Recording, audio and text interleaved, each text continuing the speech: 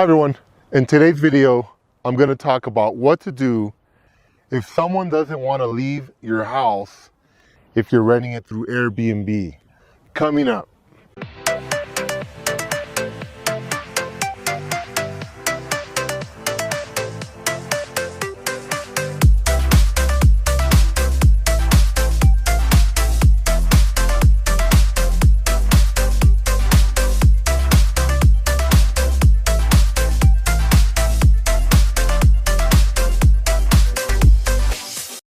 Hi everyone, this is Ernesto from Attaboycowboy, and on this channel we give you health and wealth tips to help you be successful. Now today I'm recording at Yellowstone National Park, and I'm just a few meters away from Old Faithful Geyser. But I found this really cool geyser, and I thought I just wanted to share with you why I share this story with you. So I had one of my friends call me and say, hey, what do? I have someone that's been staying in my house.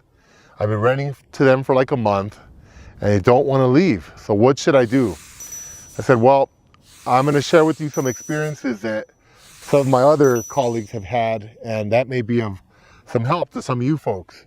First off, you have to know that Airbnb, VRBO, a lot of these home sharing applications, they talk about their $1 million guarantee and all this other stuff, but they do absolutely nothing to help you if you get a squatter. If you get someone that squats in your house, you're on your own. I know one of my friends was renting a house. He had this person pretty much scammed him. What they did was they rented for 2 weeks. And then at the end of the 2 weeks, they extended it for another 2 weeks. And then they would extend it for another 2 weeks, etc. And every time they would get to about a month, Airbnb would send them a message saying, hey, you know what? We weren't able to collect the payment successfully. Some of you may have had that experience before. He was like, what do you mean? I thought you took the payment before they stayed. And they said, no, they don't. They actually take it while they're staying there. Or they process the payment and I guess they cancel the credit card or something like that, or they use a fake credit card. So every time he got to about that 2 week point, that person would simply use another credit card and pay for the back 4 weeks or 6 weeks or 8 weeks that they owed. And then it would take Airbnb another couple of weeks for them to catch on that it was a fake or canceled credit card. They'd send the message again, that person would use another credit card. And anyway, this kept going on for about 2 months. Finally, my friend said, you know what? No payments are going through. This is a joke. He talked to the person, told him, you got to get out. And they said, okay, I'm not leaving. They said, apparently they had spoken to someone in the city, and they had told them they had the right to stay. They didn't have to leave. Now, that depends a lot on where you live, because I have another friend that lives in Las Vegas. Las Vegas, Nevada has different laws. They allow you to give someone a 3-day notice, and if they don't pay, they have to get out. And you can get the cops involved, you can get them thrown out. So a lot of people that rent or do Airbnb and stuff like that, they love Nevada because it's so much easier. But this first friend I was talking about happened to be in Los Angeles. And they told me that they were like, oh man, I'm gonna be stuck with this person. I have, nothing to do. He's gonna have to go through an eviction. It's gonna take about 3 to 6 months to get him out. A lot of times you have to spend a lot of money on an attorney. You have to pay fees if you settle with them out of court. It could be a total disaster. It could really bankrupt you or force you to go out of business. It's really unfortunate, but that's the way the laws work. So you have to be familiar with them wherever you live in the country, and know that Airbnb does not have your back. So you have to know how to handle these situations. Now, this particular person waited till Saturday morning. They went into the unit, told the person, okay, you got to move. They talked to the police. The police wouldn't have helped them, but luckily they saw that there was a lapse in their stay. Luckily, the police were willing to go there and talk to the person, and the person knew what they were doing. They were a professional scammer, and they said, no, I'm not leaving. And it just so happened that the person was a transsexual, and every time the police tried to talk to the person or tell him anything, the person said, hey, you know what? You're discriminating against me. So they kept pulling out the discrimination card, and the cops kept telling, my friend, hey, you know what? We can't do anything. We don't want to get sued. We don't want to have problems.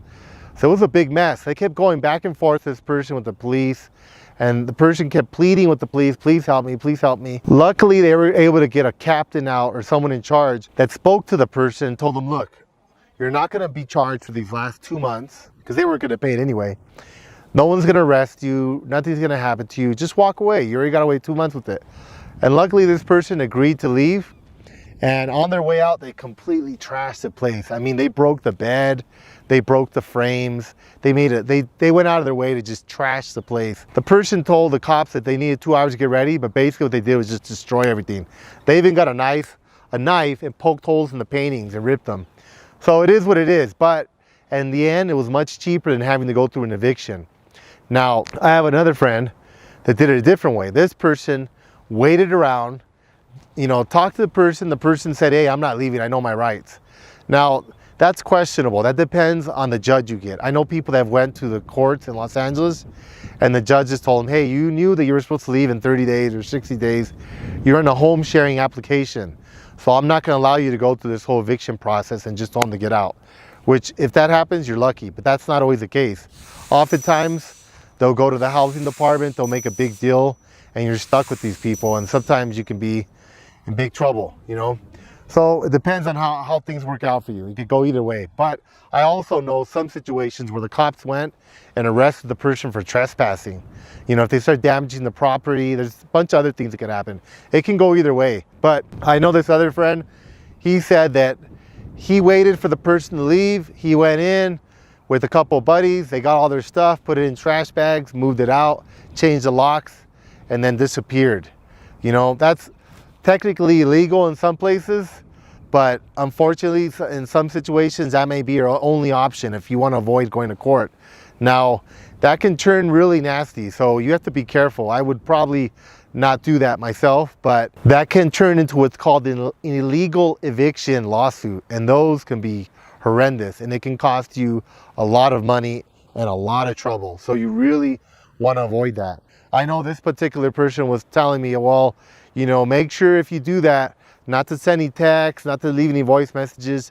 Don't leave anything that's going to be like, that could be used against you in court in case they try to sue you or, you know, try to go after you for an unlawful eviction lawsuit. So I guess what he was trying to say is cover your tracks. You know, talk to them face to face, maybe call them up, make sure they're not on speaker, they're not recording you, that kind of stuff. And that can be difficult. So that's another situation you have to kind of tread lightly. Another person I know rents units over by Long Beach State in the city of Long Beach. And basically what happened to them was they rented a unit to a student there at Long Beach. The student came in. She apparently had some mental illness problems, wouldn't take a shower, kept buying a bunch of food and storing it in her room. And the food was rotting. There were maggots coming out of it, everything else. And when this particular person asked the student, hey, you know what, you got to go. And it's debatable whether or not that person was actually a student. We really don't know. She was really freaked out. She called me, she asked me, you know, what do? I just told her what her rights were. I told her what other people I've done. I didn't make any suggestions because I don't really want to get involved in one of those situations personally. But she opted to wait around with another friend, and what they did was when that person left the house, they gathered all her stuff, put it in trash bags, put it on the front porch, and changed the locks. Now she came back and she wouldn't leave. She was literally at the door for about 8 hours, knocking and yelling, making a big deal. She called the police kept coming, and you know, the police will come, they'll knock and they'll knock. But remember, in most places, if you don't open the door, the police cannot come into your house because they don't have a warrant. Now, if you open the door to say, hello, can I help you, something like that, as soon as you open the door, that's called implied consent. The police can push you out of the way and rush into your house. And a lot of people get mixed up with that. They're like, oh, well, they didn't have a warrant. Well, they don't have to. You gave them implied consent. So don't open the door if you don't want them coming in your house and forcing a tenant back into your house or letting them back in. You know, it's better in most cases that I've heard, it's better not even to talk to the police. In that situation, that person got scared and she opened up the door and the police rushed in and they told her, well, you know what, you're gonna have to let this person in. You're gonna have to go to court and handle this civilly. So again, that's gonna last months. So she let the person in. The person started making more of a mess in her house. She started buying food and for some reason storing it in the bathtub and letting it rot in there. I think she had some kind of hoarding disorder. So this person told me what she did was she waited again. The student left the house and again, she moved all her stuff out, changed the locks, But this time when the police came, she wouldn't answer the door. And that person just kept knocking and knocking, and eventually she got tired. The police told her, you know, go to court, handle it in court, or whatever they told her. You know, that's what they told her because the person overheard. She went, she put her stuff in her car, she drove away, and she just kind of forgot about it. And that was it. That was the end of the story. So the easiest thing to do is not get the police involved. In a lot of situations, the police won't help you, unfortunately. Nothing personal against police officers. You know, they're good people just like you and I. They're doing their job. But they're peacekeepers. They're here to keep the peace. And a lot of people, there's a gray line there. They get them confused with attorneys or judges. They're not. They're police officers. They're in charge of keeping you safe and keeping other people safe, keeping property safe. They don't like to get involved in these types of situations because they can get sued for being involved in things that are not their area of expertise. And sometimes they do get involved, unfortunately. I've had police come over and tell me, hey, you know, we had someone that actually got evicted. They had a court order, the sheriff removed them, and then we just happened to not be around. The person showed up again and broke into the house. And then we called the police, and the police said, well, hey, you know what? That person can sue you. I said, no, they can't. They got evicted. The eviction says from the judge, do not come within 1,000 feet of the property for 5 years or something like that. They're not supposed to be around there. They can't, especially can't break into the house. It's burglary. But these two police officers refused to arrest the person and even warned about trying to get him kicked out and arresting us for trying to kick him out. So that was totally off. They had no clue. So it's hit or miss. I found that most of the time, you know, police officers are not landlords. So they're not familiar with rental laws. So don't depend on them to come in and try to be on your side. That usually is not going to work in your favor. A lot of times when we tried that, they talk to the tenant and they tell them, hey, you have rights. Go to court, go to the housing department, go to this. They'll start telling them all this stuff. And they'll tell you, the landlord, hey, back off. Give them till Monday, give them till Tuesday. Let them go talk to the courts and see what they tell them.